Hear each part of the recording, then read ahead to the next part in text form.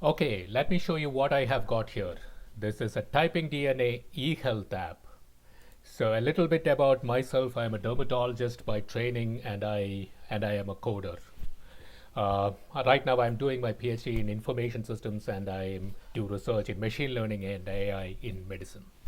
Thank you, Typing DNA, for this great concept. I really enjoyed using it, and I would love to collaborate in case if you have anything related to healthcare. Before I go into my solutions, let me tell you about a condition called dermatomyositis. It is a rare condition that causes muscle weakness and a skin rash. It affects adults and children, and there are periods of improvements and worsening. So it is important to identify when the patient worsens so that we can change the treatment accordingly.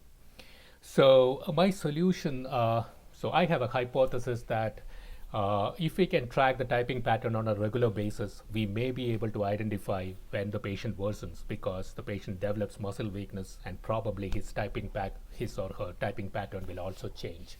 So once we can identify this, we can adjust medications accordingly. So if we can record the baseline typing pattern, we can keep track of changes. This type of a solution should be ideally integrated to a personal health record or a PHR. So I used the Stack Express JS, SQLite, Chart.js, and the Typing DNA's Match API for implementing this. The design was intentionally kept simple. It was prototyped in about 3 to 4 hours. It records the baseline pattern when a user registers on the site, and it records pattern on subsequent logins, and the net score of any difference between the two is stored in a SQLite database. And I used Chart.js to show the net score on each login date as a graph so that we can identify any worsening or a change in the typing pattern. The code is available on GitHub. My GitHub username is dermatologist, and I have hosted this on this site. I blog at newchange.ca, and my LinkedIn profile is /in/beepen.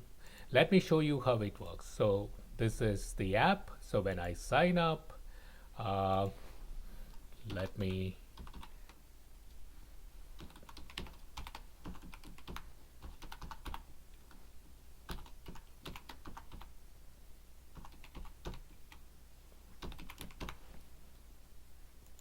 So I register, and every time I log in, I use the same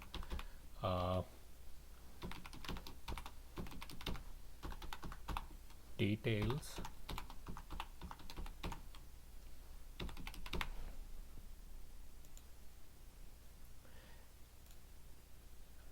So since this is the first login, we don't have any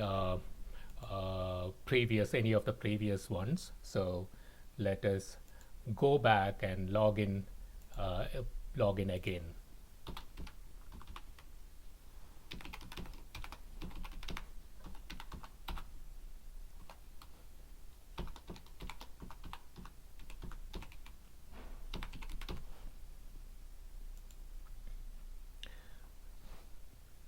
So now you can see the net score plotted.